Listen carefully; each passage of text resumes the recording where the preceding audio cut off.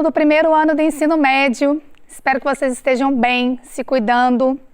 Bom, dando continuidade à disciplina de Biologia desse terceiro bimestre, vamos aqui ver o que nós vamos estudar hoje? Características gerais dos seres vivos. Esse assunto está lá na semana 4 do seu PET. Eu sou a professora Isabela. Vamos agradecer a presença da nossa intérprete que está com a gente aqui hoje. Bom, nesta aula nós temos esse objetivo aí: identificar na estrutura de diferentes seres vivos a organização celular como característica fundamental de todas as formas de vida. Pega aí o seu caderno, escreve aí a data de hoje e vamos começar, tá bom? Quais são os seres vivos aqui nessa imagem? Vocês conseguem identificar? É fácil, né? A gente vê aqui uma ave, uma flor, um inseto. E a gente tem dois outros elementos aqui que não representam seres vivos. Bom, mas quais são as diferenças entre os seres vivos, que aqui estão representados, e a bicicleta e o carro, que são objetos, né, coisas que são inanimadas? O que diferencia a vida das outras coisas que existem na superfície do nosso planeta? Então, esse é o objetivo principal dessa aula, a gente entender do que os seres vivos são formados e o que eles apresentam de diferente em relação às coisas inanimadas, né? Então, o que define um ser vivo? Então, essa é a pergunta central da nossa aula. Vamos começar falando aqui que todo ser vivo precisa se reproduzir. Então, tem uma capacidade de reprodução. Segunda característica, todo ser vivo tem uma organização celular. Terceira característica, composição química. Os seres vivos têm uma composição química muito bem definida. Aliás, desde a bactéria mais simples até o animal mais complexo, a composição química é a mesma. Além disso, os seres vivos apresentam metabolismo, têm necessidade de nutrição, respiração para a produção de energia e ainda apresentam moléculas que são hereditárias. Eles conseguem evoluir e também se adaptar a diferentes condições do ambiente. Por fim, mas não menos importante, os seres vivos também apresentam uma irritabilidade, ou seja, eles respondem a estímulos do ambiente. Bom, vamos começar falando aqui sobre a reprodução dos seres vivos. Costumamos dizer que os organismos nascem, crescem, reproduzem e morrem. De fato, a maioria dos seres vivos possuem ciclo de vida com essas fases. Para que serve a reprodução? A reprodução é o evento necessário para que os seres vivos perpetuem na natureza, para que novos seres vivos sejam gerados, né? Então, a reprodução ela pode ser dividida em dois tipos, tá? Reprodução sexuada e reprodução assexuada. Na reprodução sexuada, os organismos produzem gametas e esses gametas, geralmente um feminino e um masculino, precisam se encontrar num evento que a gente chama de fecundação. A reprodução sexuada aumenta a variabilidade genética dos seres vivos. Então, esta é uma vantagem de se fazer esse tipo de reprodução. Nem sempre a reprodução sexuada ocorre com indivíduos de sexos diferentes, ok? Pode ser que os gametas sejam produzidos no mesmo indivíduo, aquele que a gente chama de hermafrodita. Um exemplo de ser vivo que faz isso é a tênia. Você já ouviu falar na tênia? É um verme, né? Um parasita intestinal que pode atingir 2 metros de tamanho dentro do intestino humano. Eca, eu não gosto desse trem não. Bom, a tênia também é chamada de solitária porque ela vive sozinha, tá? E ela tem essa capacidade de fazer autofecundação, porque ela produz os dois gametas, o feminino e o masculino, dentro do mesmo indivíduo. Por isso que a gente fala que ela é hermafrodita, tá? Bom, e a reprodução assexuada? Ela ocorre quando o ser vivo sozinho, ele consegue produzir um novo ser vivo. Veja aqui nesse exemplo, a gente tem um indivíduo progenitor, uma estrela do mar, tá?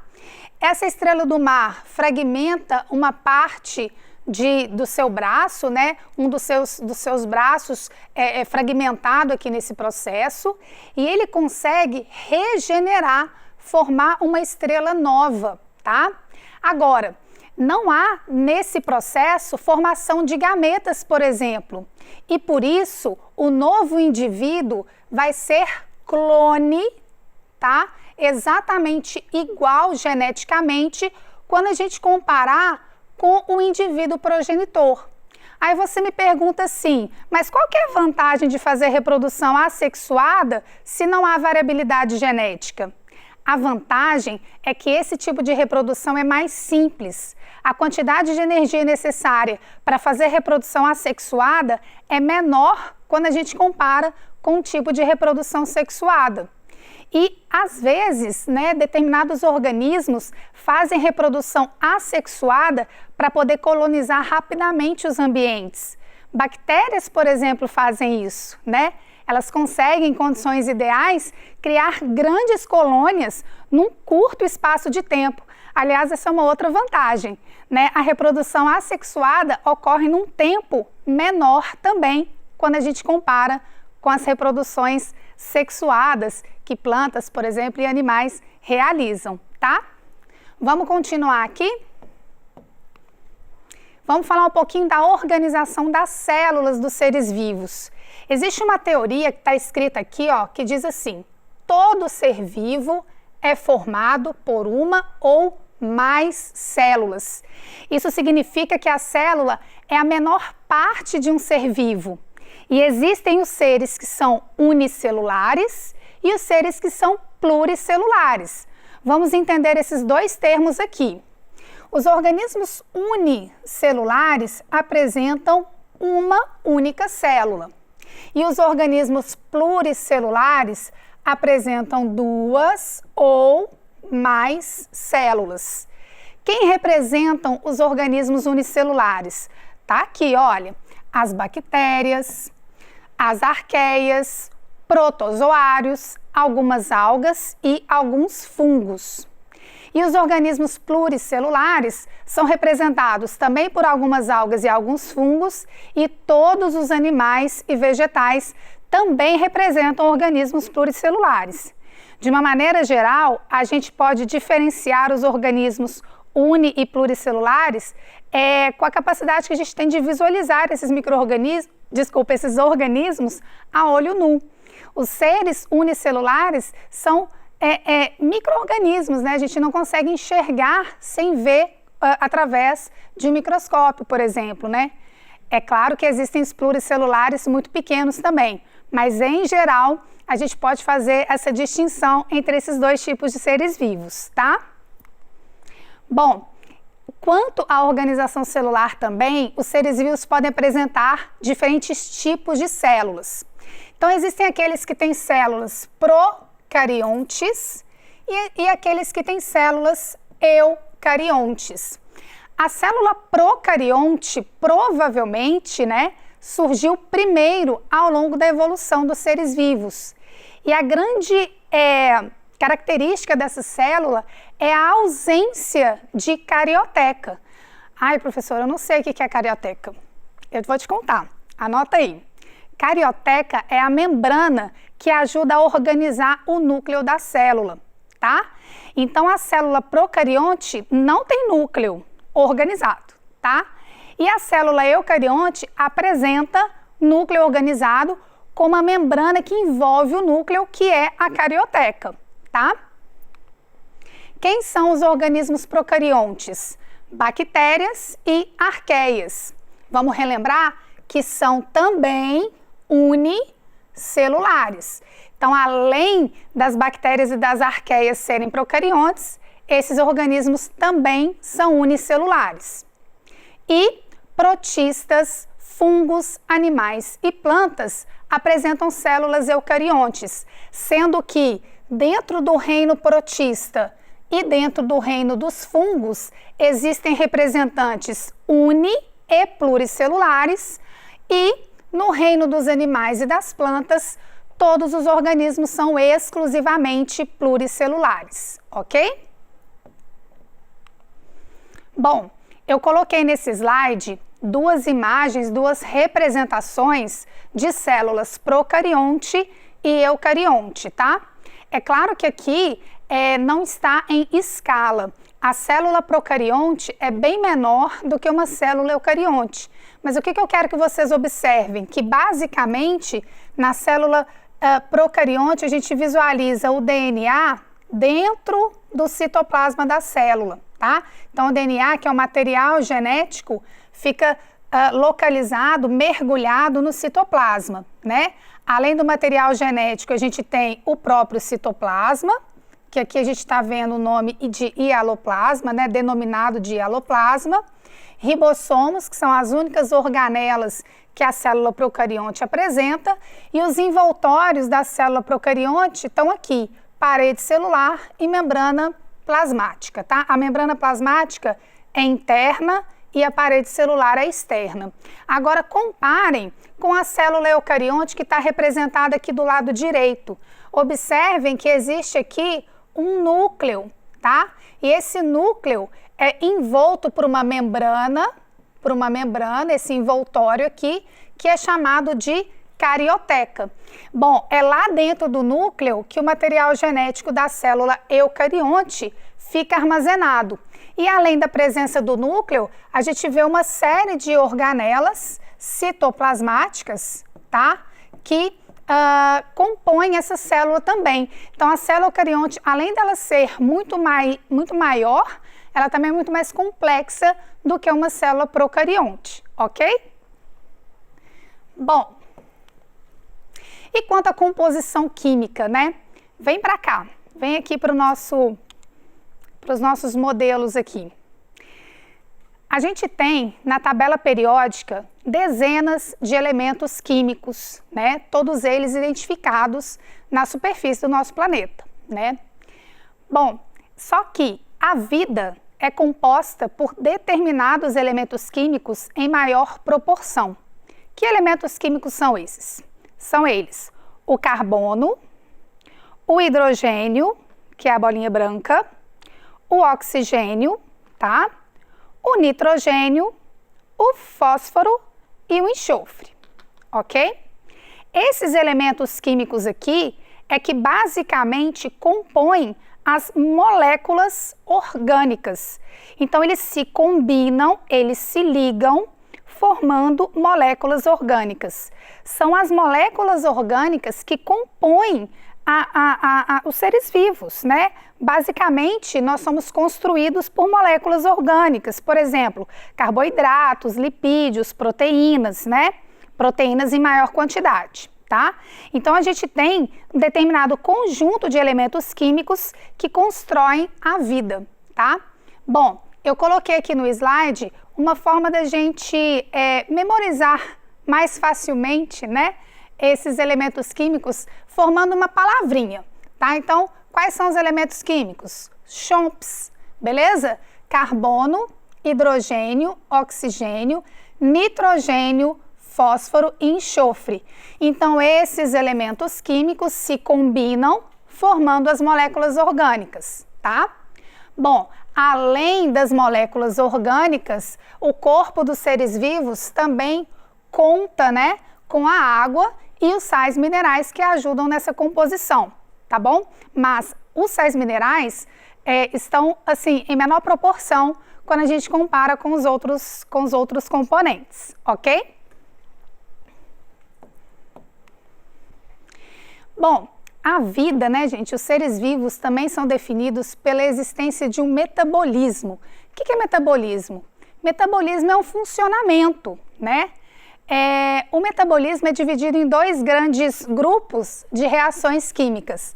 Então, a gente tem reações de construção, que é chamado de anabolismo, e reações de degradação, que é chamado de reação de catabolismo, tá? Quando a gente faz atividade física, né, o que a gente quer construir? músculos, né, gente? Então, esses músculos definidos que as pessoas conseguem construir ao fazer, né, atividade física, isso acontece, né, por causa de reações de anabolismo, tá? De construção que os organismos vivos conseguem realizar, ok? Ainda dentro desse contexto do metabolismo, a gente tem as funções de nutrição e função de respiração. Essas duas funções, a gente não deve esquecer que elas precisam ser analisadas sempre em conjunto, porque nutrição e respiração culminam na produção de energia, que é algo que os seres vivos precisam para manter-se vivos, né? Bom, dentro da questão da nutrição, a gente tem dois tipos básicos, tá? A nutrição autótrofa e a nutrição heterótrofa. Organismos autótrofos são capazes de produzir o seu próprio alimento, né? Por exemplo, as plantas, as algas, as cianobactérias possuem essa capacidade. Geralmente, a produção do próprio alimento se dá por meio da fotossíntese, que é aquela reação química que a planta ou a alga ou a cianobactéria utiliza o sol, a luz solar, a energia solar e consegue converter componentes inorgânicos, né, que é a água e o gás carbônico, em glicose e gás oxigênio também. E essa glicose, essa matéria orgânica, é o alimento desses organismos, tá? Aliás, esse alimento produzido na fotossíntese também ajuda a sustentar todos os outros níveis tróficos. Então, os heterotróficos, eles não conseguem produzir o seu próprio alimento, mas eles dependem do alimento que é produzido pelos organismos autotróficos, né, ou autótrofos, tá? Então, quem são os heterótrofos? Os animais, os fungos, os protozoários e as bactérias em geral, que não são cianobactérias, ok? E na respiração?